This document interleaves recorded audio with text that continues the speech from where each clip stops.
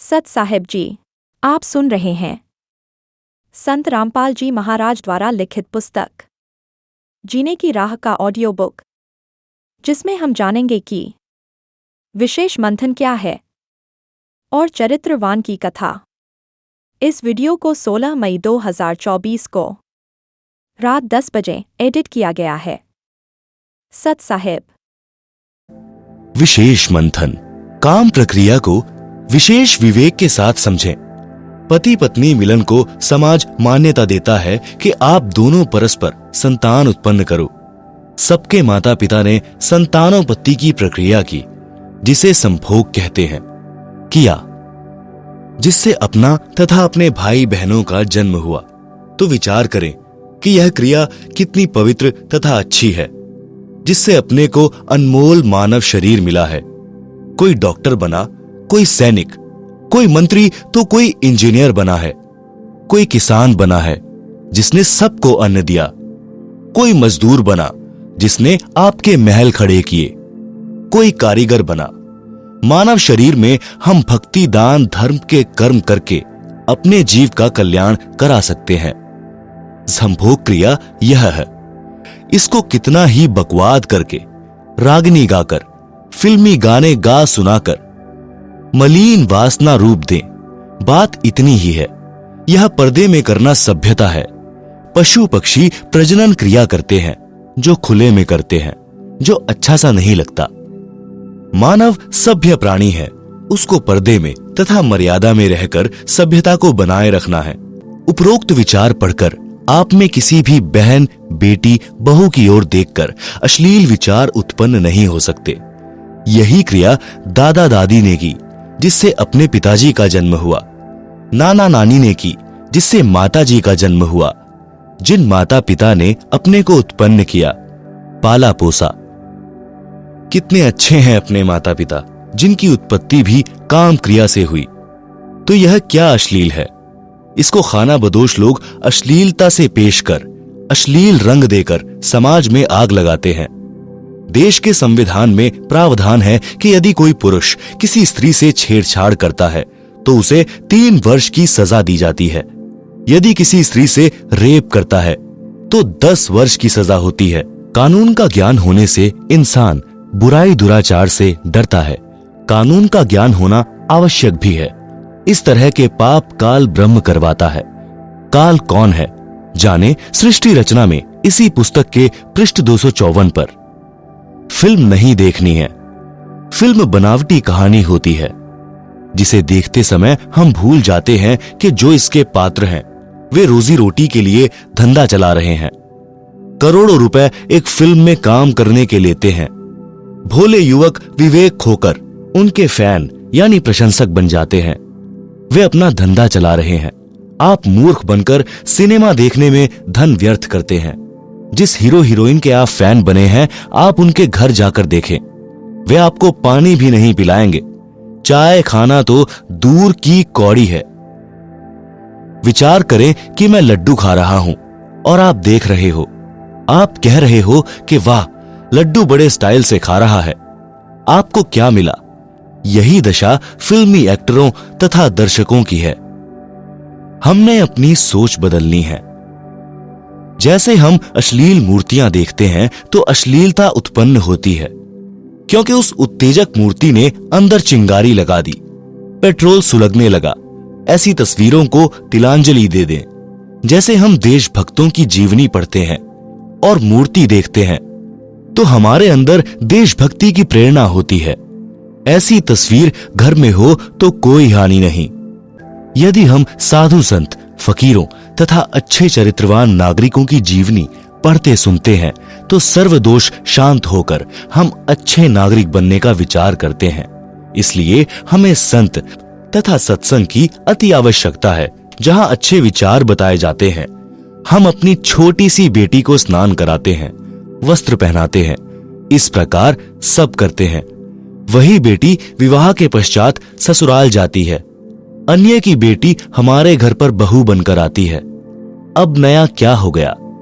यह शुद्ध विचार से विचारने की बात है। इस प्रकार विवेक करने से खाना बदोश विचार नष्ट हो जाते हैं। साधु भाव उत्पन्न हो जाता है। समाचार पत्रों में भी इतनी अश्लील तस्वीरें छपती हैं जो युवाओं को असामान्य कर देती हैं। कुछ कच्छे की प्रसिद्धि में लड़कियां केवल अंडरवेयर तथा चोली यानी ब्रेजियर पहनती हैं, जो गलत है।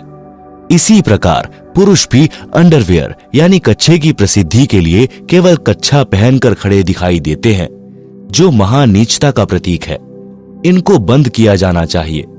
इसके लिए सभ्य संगठन की आवश्यकता है, जो संवैधानिक तरीके से इस प्रकार की अश्लीलता को बंद कराने के लिए संघर्ष करे तथा मानव को चरित्रवान, दयावान बनाने के लिए अच्छी पुस्तकें उपलब्ध करवाए, सत्संग की व्यवस्था करवाए। अच्छे विचार सुनने वाले बच्चे संयमी होते हैं। देखने में आता है कि जिस बेटी का पति विवाह के कुछ दिन पश्चात फौज में अपनी ड्यूटी पर चला गया, लगभग 8-9 महीने छुट्टी पर नहीं आता। कुछ बेटियों के पति अपने रोजगार के लिए विदेश चले जाते हैं और 3 वर्ष तक भी नहीं लौटते। वे बेटियां संयम से रहती हैं, किसी गैर पुरुष को स्वप्न में भी नहीं देखती। ये उत्तम खानदान की बेटियां हैं। पुरुष भी इतने दिन संयम में रहता है। वे बच्चे ऊंचे घर के हैं, असल खानदान के होते हैं। जो भड़वे होते हैं वे ताक झांक करते रहते हैं। सिर के बालों की नए स्टाइल से कटिंग कराकर, काले पीले चश्मे लगाकर गली गली में कुत्तों की तरह फिरते हैं। वे खाना बदोश होते हैं। वे किसी गलत हरकत को करके बसे बसाए घर को उजाड़ देते हैं, क्योंकि वे किसी बहन बेटी को 19-21 कहेंगे, जिससे झगड़ा होगा। लड़ाई का रूप न जाने कहां तक विशाल हो जाए। किसी की मृत्यु भी हो सकती है। उस एक भड़वे ने 2 घरों का नाश कर दिया। इसलिए अपने बच्चों को बचपन से ही सत्संग के वचन सुनाकर विचारवान तथा चरित्रवान बनाना चाहिए। चरित्रवान की कथा। एक शुकदेव ऋषि थे। वे श्री वेदव्यास के पुत्र थे। एक दिन वे दीक्षा लेने के उद्देश्य से राजा जनक जी के पास मिथिला नगरी में गए। राजा जनक ने कहा कि शुकदेव कल सुबह नाम दूंगा। उनके ठहरने की व्यवस्था अलग भवन में कर दी। एक सुंदर युवती को ऋषि जी की सेवा में परीक्षा लेने के उद्देश्य से भेजा। युवती शुकदेव जी के पलंग पर पैरों की ओर बैठ गई। ऋषि जी ने पैर सिकोड़कर और मोड़ लिए। युवती ऋषि जी की ओर निकट हुई तो उठकर खड़े हो गए। कहा कि हे बहन, आप अच्छे घर की बेटी दिखाई देती हो, कृपया कमरे से बाहर जाएं, नहीं तो मैं चला जाता हूं। लड़की चली गई। राजा जनक से बताया कि सुच्चा व्यक्ति है, ऐसे ऐसे हुआ। सुबह राजा जनक जी ने ऋषि शुकदेव जी से पूछा कि आपसे मिलने स्त्री आई थी। आपने उसे अंगीकार न करके अच्छे संयम का प्रदर्शन किया है। आप संयमी व्यक्ति हैं। धन्य हैं आपके माता पिता। कबीर परमेश्वर जी के विचार इनसे भी उच्च तथा श्रेष्ठ हैं। वे कहते हैं कि ऋषि शुकदेव भी आत्मज्ञानी नहीं था, क्योंकि जब युवती शुकदेव के पलंग पर बैठी तो शुकदेव ने उसे स्त्री समझकर अपने शरीर से छूने नहीं दिया और खड़ा होकर बाहर जाने की तैयारी कर दी। इससे स्पष्ट है कि शुकदेव जी को आत्मज्ञान नहीं था। विचार करें कि यदि युवती के स्थान पर युवक बैठ जाता तो शुकदेव जी क्या करते। वे उससे कुशल मंगल पूछते और पलंग छोड़कर खड़े नहीं होते। कहते कि भैया, पलंग एक ही है, आप पलंग पर विश्राम करो, मैं नीचे पृथ्वी पर आसन लगा लेता हूं। यदि युवक सभ्य होता तो कहता कि नहीं ऋषि जी, आप पलंग पर विराजो, मैं पृथ्वी पर विश्राम करूंगा। परंतु युवती होने के कारण ऋषि शुकदेव को काम दोष के कारण भय लगा। कबीर परमेश्वर जी ने बताया है कि स्त्री तथा पुरुष आत्मा के ऊपर 2 वस्त्र हैं। जैसे गीता अध्याय 2 श्लोक 22 में कहा कि अर्जुन, जीव शरीर त्याग कर नया शरीर धारण कर लेता है, इसे मृत्यु कहते हैं। यह तो ऐसा है जैसे मनुष्य पुराने वस्त्र त्याग कर नए पहन लेता है। इसलिए आत्म तत्व को जान। उदाहरण, एक गांव में सांग यानी स्वांग मंडली आई।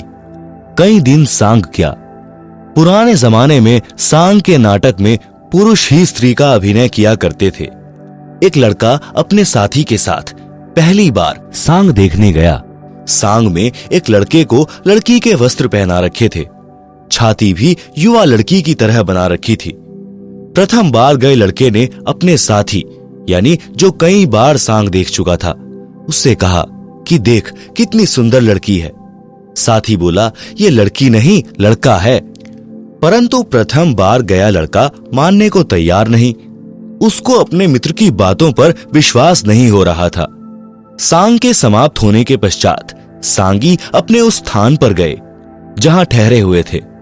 दोनों लड़के भी उनके साथ वहीं गए। उस लड़के ने जो लड़की का स्वांग बनाए हुए था अपने स्त्री वाले वस्त्र उतार कर खूंटी पर टांग दिए। छाती से बनावटी दूधी उतार कर बैग में डाल दी। कच्चे कच्चे में स्नान करने चला गया। यह देखकर नए दर्शक को विश्वास हुआ कि वास्तव में यह लड़का है। अगले दिन उस लड़के दर्शक को वह लड़की के वेश में लड़के में लड़की वाली मलिन वासना दिल में नहीं आई। उसे लड़का दिखाई दे रहा था। इसी प्रकार यदि शुकदेव ऋषि को अध्यात्म विवेक से आत्मज्ञान होता तो उससे स्त्री नहीं आत्मा रूप में पुरुष समझकर कहता कि आप पलंग पर विराजो, मैं पृथ्वी पर विश्राम करता हूं। साधु संत फकीर इस विचारधारा से जीवन जीते हैं, साधना करके मोक्ष प्राप्त करते हैं। सद्गुरुदेव की जय। सत साहिब जी।